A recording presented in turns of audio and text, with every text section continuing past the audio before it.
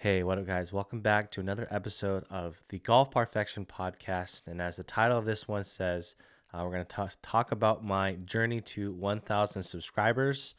For those who are new around here, just want to say I appreciate you for taking the effort just to hit that subscribe button and watch some of my content.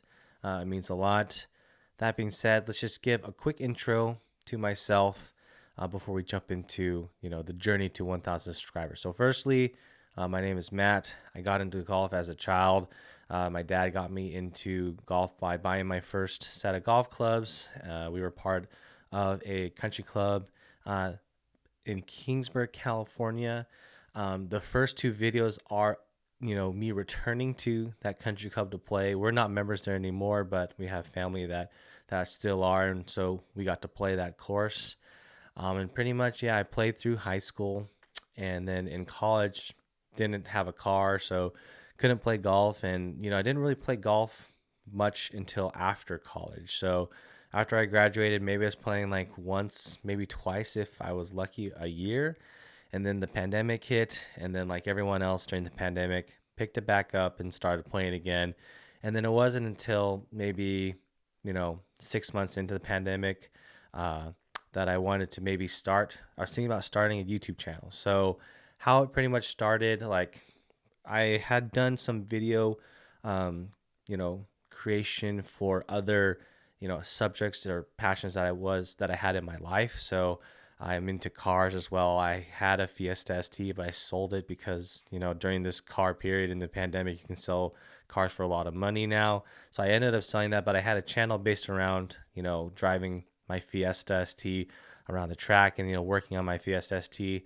And that kind of fell through. And then also I have a music channel on the side, with synthesizers and music production that I was doing for fun. And I was just blogging on a personal channel, so nothing too serious. But a previous job that I had was working at Adobe, so I had free access to the whole suite. And so I was just basically, as a part of my job at Adobe there, was getting, building on skills to edit videos. And so that's kind of how I dipped my toes into that video editing creation process. But even before my job at Adobe, I was still creating videos in those other channels. But that kind of like started getting me into more serious, I guess, video production. But then I left Adobe and then stopped creating for a while. And then it wasn't until recently my wife got me an iPhone 12 Pro Max for Christmas, the year that it came out. And that was like kind of my last, like, hey, this is going to be my last kind of attempt to try something creative and, edit something and build a channel that I really want to try to put all my effort into to see if, being like a content creator was something I kind of wanted to do as my, side project. So I got the iPhone 12 Pro Max, figured out, hey, I want to put this on a gimbal and in my umbrella holder on my push cart, and I'm going to start filming some of my rounds. And I just, put together that first vlog, the very first vlog on my channel, which is that Kings River Country Club round, my childhood course. And that was pretty much the start of everything. Just to let you know, I was using my iPhone for all of the editing and all the shot tracers for a good chunk of videos in the very beginning, and it's very capable. I mean, iMovie on the iPhone, and then all the videos from the gimbal, and then all the shot tracers from the iPhone shot tracer app. That was pretty much the channel in the very beginning. And so over time, I learned how to use that setup, and then I graduated pretty much to the iPad app, which is LumaFusion, to edit videos. And now I'm in a totally different setup than I was in the beginning. But the iPhone is very capable of video, and yet to this day I could still use it. I use something just recently. I made a change, but using an iPhone for video for your channel, if you want to make a golf channel, it's something that's very capable. I mean, Adam from Not a Scratch Golfer, he uses his iPhone, and that's his main camera. I mean, at the end of the day, it's whatever's the simplest and whatever's the easiest to take onto the course. And I think that is you know, don't let the gear be a deterrent of you starting to be a creator for, I guess, golf content. So, yeah, that's pretty much the story. It's like I just started it, this whole channel, on a whim, thinking it'd be my last hurrah to try to something, in the creative sense. And I'm really glad that it worked out. So now I have this channel, has 1,000 subscribers. It's monetized now, which is awesome. And I didn't think it would get this far. So that's kind of pretty much how Golf Parfection started. Some things that, so these topics I want to cover. So some things that I did not expect to go through, starting this channel, is that I've met some amazing people. Shout out to all of you, you know who you are, who reached out to me in my DMs and like made the conscious effort to set up a tea time to play together. Some of the OG people that reach out to me, I still talk to today, and I get texts from them when we set up rounds. But it's been pretty busy lately. But that being said, like, yeah, I've met so many cool people, and I wouldn't trade it for anything.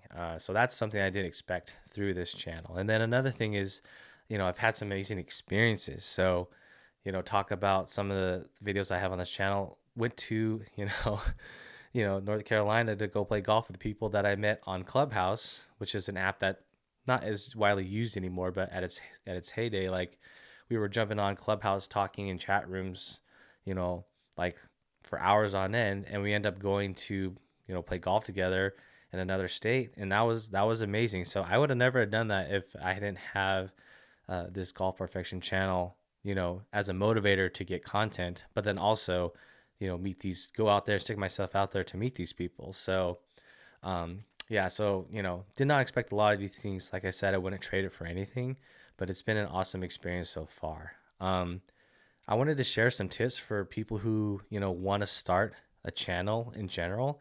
And, first things first, if you're going to start a channel and the main thing is to try to like gain subscribers and then try to make it your job or anything, I wouldn't suggest that being your first motive to kind of start creating in that sense. If that's your first motive, I feel like you're gonna get burned out really quick. So for me, my reason for starting is like I wanted something to do on the side as a passion project, and I really like creating videos. I like the process of creating like all of these, pieces of content from different courses, and then I like tinkering with the gear side of things, equipment, editing software, learning the processes, optimizing processes to get a good product. And so never was this like a venture to try to make money. And I'm fortunate enough to be in a position where, I'm working at a job where this can be a side project that I can put a lot of time into. But yeah, don't do it for, like the monetary gain, or try to get don't even try to get a lot of views. I'd say just do it for yourself because you enjoy the process. And if you keep up your consistency, then, the views will follow. But that being said, you have to polish your craft, and you can't just put out a lot of videos that, aren't of good quality. Yes, take time to, work on your craft and improve over time.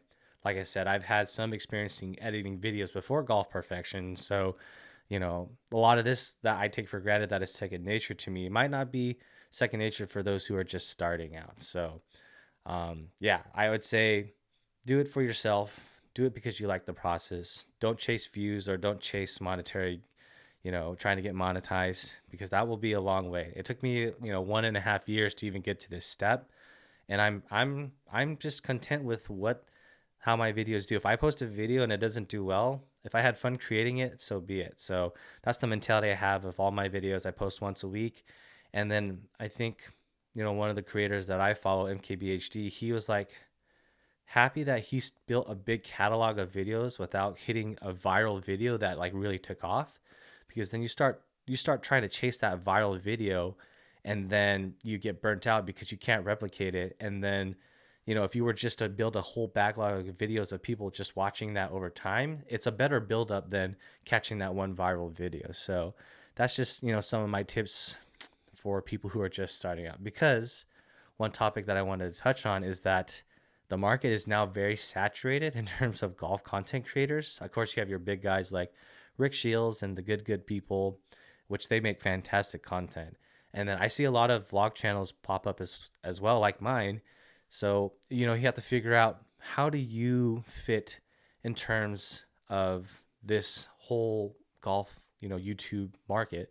Like, what is your niche? What uniqueness can you bring? And so for me, it's like there's like three pillars of content creation in terms of how content creators come to be. And so the three pillars are, you know, either you're savant at something and you become a creator and popular because you're like the best 1% of something. So you're talking about like pros who make channels for golf context, and you're talking about like the Bryson DeChambeaus, or, the Bryan brothers. You know, they're PGA level people. They're like not savants, but they're very good at what they do. So that's kind of one pillar of the content creation, I guess, categories. The second category is like you have some kind of competitive advantage. So, for instance, like this is, just say you own a golf course and you want to become a content creator. That's like some crazy competitive advantage that no one else has, and you can build a channel off of that. But like 90% of the people all fall into this last pillar and category, which is just a grinder. Basically, you're willing to put in the work and put in the consistency and outgrind everyone else to get views. That's where I fall. I like put out a video a week. I'm putting out content all the time. I don't have a competitive advantage, or I'm not like the best at golf, right? So I can't get views that way. Or I guess like the only other, I guess, kind of subcategory of pillar is like being a unique personality where everyone just loves you right off the bat, and you catch some viral videos. Your videos catch on virally, and then you take off and run with that. But I feel like that very rarely happens. So that's kind of my view of what the current golf market is for content creators, and it's very saturated. I see a lot of people popping up, a lot of creators coming up, and it's good for the game. I have no problem if people want to keep making content. It's all good. I do foresee some maybe issues in the future where courses start banning like video cameras on course, because it might if everyone starts vlogging on course, maybe it'll slow down play. I'm not sure. I personally do not. That's like my first thing that I'm always self-conscious about is slowing down pace of play, which I don't. Everyone that I play with can attest to this, that that's something that doesn't happen when people play with me. But yeah, maybe I feel like there's going to be something on the horizon where something happens with a vlogger and it's going to catch national news, like, oh, golf vlogger does this and gets banned or something like that. So not saying that it will happen. Wouldn't be surprised if it did happen. So another thing I want to talk about is my favorite creators. I think my favorite, other than, I wouldn't even see Rick Shields as my favorite. I really just like what the good guys do. They have insane production value. And not only that, they're really, in my mind, actually growing the game. They're getting like people who would never really consider, consuming any golf content, and then trying to hook them into the game and get them to play. So like I've seen a lot of the stories on Instagram or whatever of the good guys taking pictures with fans on the course. And I don't think the likes of Rick Shields or Eric Angerslang or any of those guys really grow the game. They like self-serve the game in terms of like people who are already a fan of golf, they will like their content. But people who aren't a fan of golf, they're not really getting those eyeballs. So I'm really hoping that Netflix special series gets people into the game. But in terms of even my own content, like I don't feel like that my content brings people into the game. I try to maybe have podcasts with guests on there, who would maybe be appealing to other demographics who would never watch golf content, but I don't think my stuff does that. And I wish I could find better ways to do that and grow the game. But yeah, I just don't see it in my own personal content. But Good is probably like my favorite brand of creator because they make golf kind of cool for those who don't understand the sport. So that's kind of, just want to talk about other creators. Like, of course, Not a Scratch Golfer. Met him personally. Shout out to you, Adam. Pretty awesome guy, and really friendly, and had some already great rounds with you. And and then there's a bunch of other people who I've met locally that there's too many to list, but pretty much favorite creator straight up is Good, and that's like the only con like creator that I'm actually watching personally. And then I did watch Scratch Golf a little bit. If you don't know, it's this couple that's in Florida that do a lot of like thrifting and golf thrift stores, or not golf thrift stores for golf gear. And it's really wholesome content. It's really slice of life. And yeah, and I watch them on occasion. So those are my favorite content creators. In terms of goals, right now, I don't have any set in mind. Just keep posting once a week and seeing where this all goes. 1K was like my big goal that I wanted to hit as I saw like more views and more success come in. Um, so now that I hit that, I guess the next subscriber mark is like 10K or whatever. I don't know, just a random number, but just want to keep growing the channel. But definitely just one of my goals is play golf now a little bit more for enjoyment and less about content creation. So in these past couple of rounds, in these videos that you'll see coming up, like the game has definitely been slipping. That's because the camera, in my personal opinion, adds a few strokes. It just takes a little bit more to set up. You can't really focus and be in the moment as much if you have to like stop, put down your tripod, or set up your camera and hit record. So kind of lost sight of that a little bit due to the fact that I'm making all this content. So just want to play with some more golf for enjoyment. But other than that, yeah, I just want to just keep this up and meet more people. And the topic of meeting people, the best way to set up around, and I'm already like talking to people in my DMs on Instagram all the time. And thank you for those who really take the effort to set up a tea time, or like do more than just like, hey, let's just like do more in the DMs and just, hey, let's just play. And then like, so I get a lot of DMs like that, and then they just fall off the face of the earth, and I never have more contact with them. The best way to, play around with each other is that you set up a time and say, oh yeah, I have an open spot with my group, come join if you have time. Like, I wouldn't say it's like, don't try to like specifically make a tea time with me. I'd say it's more like two ships passing in the wind kind of thing, because I'm a busy guy and I'm sure you're a busy person. But by the chance, if you have a spot in your group, and then pretty much I'm available and you reach out to me, that's probably the best way to sync up for a round. Or if I say, hey, like, just stay in touch in my DMs. If I have a spot, I'll reach out to you. So there's a list of people that I always reach out to if I have a spot in my group. So if you are flexible and keep the DMs open, that's like probably the best way to sync up for a round. And I've done that multiple times, just even playing at Spanish Bay this past round that you'll see coming up. And I'm not sure which video. Like, there's a kind person who would always reach out to me and ask to play. And he was in the Monterey area, so I invited him out to go play Spanish Bay, and then we ended up playing. So, keep the DMs flowing, but be conscious of the fact that setting up tea times, which is like a 4-hour activity with another person, it takes a lot of, coordination and like time commitment from each other.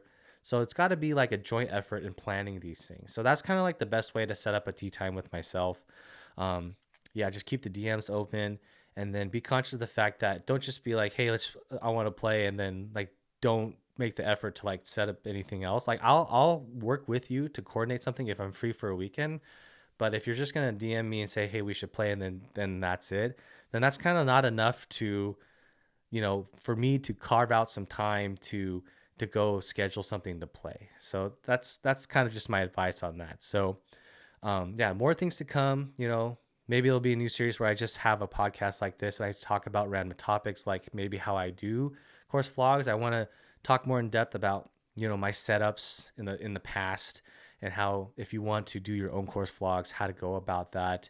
And then I also want to do a questions and answers. So yeah, if you have any questions for me, like maybe I'll do an FAQ session or something. This was just a special one-off because I hit 1K subscribers. But like I said, if you have any questions, let me know in the comments, and I'd be happy to answer them in a follow-up podcast. So yeah, that's pretty much all I had to say today. I know this is me talking a lot and talking fast and rambling, but I hope you guys enjoyed this one. Thank you so much for the 1K subscribers. Keep chasing, and I'll see you in the next one.